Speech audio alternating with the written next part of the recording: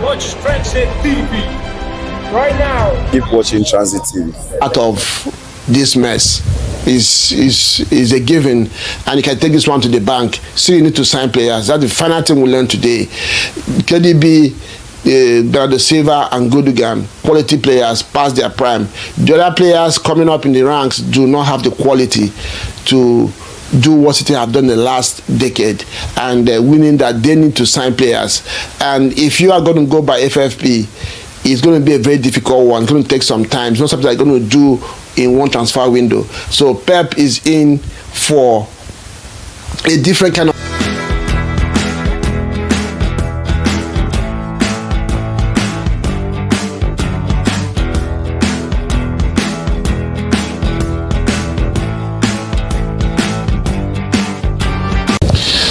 Transit TV back again. Boxing Day fixture, EPL.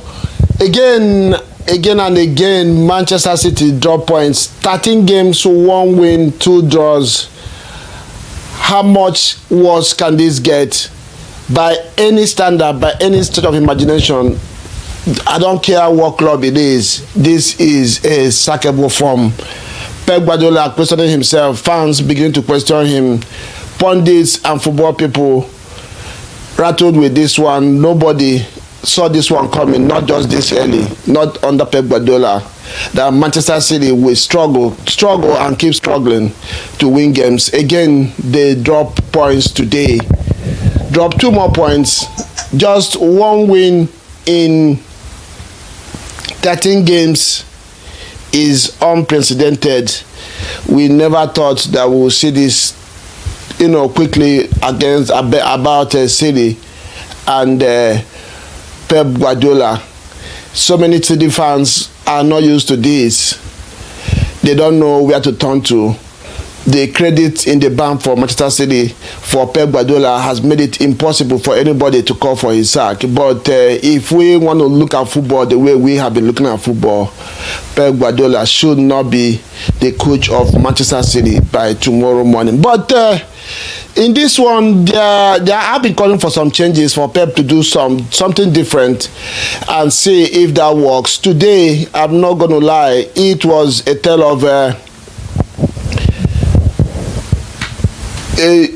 new things and positives, and as well old habits in this one, as we go into what we call 5 things we learned. City 1, Everton 1. Before we do that, don't forget, please like and share, subscribe if you have not done so, and also let me know, get busy. If you have a different opinion, let me know what you think in the comment section, and let's have engagement in the comment section on this one. Like I said, City 1, Everton 1. 5 things we have learnt out of this. I'll start with the positives. I've been calling on the Pep and his team to try to do something different, because it looks like APL teams have figured them out. And today, to be honest, I saw that, but it didn't last. At the beginning of each half, you could see that City wanted to go direct. They tried to turn attack quickly, went with long balls, tried to isolate Erling Haaland and the wingers quickly with defenders. This they did at the first 10-15 minutes of the game, and it almost did the result, and eventually did. And what do we see? As the game progressed, they went back to their old habits. Starting the second half again, they did exactly the same thing, and it was difficult for Everton to defend, because Everton is a team that has quality. So they also, when they have opportunity, try to go forward. And when there's a turnover, City try to hit long passes and direct passes to Haaland and Sevinho and Doku, and it caused Everton a lot of problems. But the problem is that they say old habits never go away. Halfway into those halves, they go back to their old habits of trying to pass their way into the goal and get their goals, and that proved very, very unproductive for them today. Second thing, like I said, old habits. Sevinho and Doku have no end products. Again, that showed all twists and turns and no end product. They need to improve in their final balls. Sevinho very, very lacking confidence in his final ball. But eventually today he tried to make attempts, but they were nowhere to be found. Doku could not pick out a pass in the final third, could not take a shot. It was easier for Guardiola, a defender, and Kovacic, a defensive midfielder, to take a shot than for Doku, who I feel is very, very talented, but still can't, figure out that cutting edge, that final ball to get City the points and the goals that they need. Again, today, what else do we learn? Poor officiating. He keeps to bring these questions. Today it was, I know it's Everton, and that's why I decided to call it out, because if it's Arsenal, if it's Manchester United, if it's Chelsea, fans are going to banter. So this is an objective call right there. The officials did everything today to try to help City from from balls going out and not calling it, unnecessary fouls, and giving goal kicks when supposed to be corner kicks, yellow cards unnecessarily, and all kinds of things. And the second half, I don't know why there was 6 minutes given for injury time, for the stoppage time. It was just one bad decision and another against Everton just to get City over the line. But again, it proved abortive. City, I don't know what Manchester City and these officials have. A lot of teams have suffered this in City's hand, but today they couldn't go 3 points away with this one. Another thing we learned today is that Manchester City, they are weak defensively. If Everton had any solid intention today to win this game, they would have won the game. They had chances today. On turnovers, City were all over the place and looked very uninterested in defending. One of the good things that happened today for Manchester City is to have Ake start this game, and he left on a very uncomfortable situation. I hope he's not injured, because if he misses the next game for Manchester City, I guarantee you they're not going to win it, because he was the best player defensively for them today. And if not for him, I think Everton would have won this game, honestly. Yes, Everton, like I said the last videos, again today, the third thing we learned is that Everton is good at this. They are not a bad side in what they do. Sean Dyche is a legend. He's a legend. I've said it many times. They will drag you to this kind of game and beat you at it. When the fixtures came out, and if anybody had looked at the fixtures and know that Everton will play Arsenal, Chelsea, and Manchester City in quick succession by this time of the season, you almost guarantee that this will send them to the relegation zone. But what have they done? Everton has managed to secure 3 points out of possible 9 and force these 3 big teams in EPL to drop 6 points, in total. So Everton, kudos to them, and kudos to Sean Dyche. And staying on that point, I also see that Everton, they have quality players. When they decide to play football, they have players. It's just that Dyche has just chosen to play this way. I don't know why.